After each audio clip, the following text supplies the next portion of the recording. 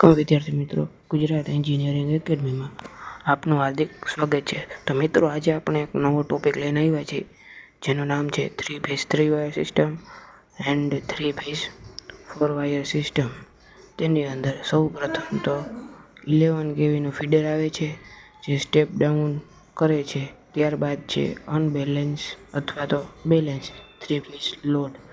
તેમાં બેલેન્સ લોડમાં તેમાં સિંક્રોનસ મોટર જેવી કે જે વોલ્ટેજને સ્ટેપ ડાઉન અથવા સ્ટેપ અપ કરાવતો નથી, અચળ રહે છે, તેથી તેને ન્યુટ્રલ આપવામાં આવતો નથી. ત્યારબાદ છે 3-phase અનબેલેન્સ સિસ્ટમ, જેની અંદર વોલ્ટેજ સ્ટેપ અપ અથવા સ્ટેપ ડાઉન થતા હોય છે, એટલા માટે તેને ન્યુટ્રલ આપવામાં આવે છે. ત્યારબાદ આવે છે સિંગલ ફેઝ સિસ્ટમ. તેની અંદર એક ફેઝ અને એક ન્યુટ્રલનો છેડો આપવામાં આવે છે.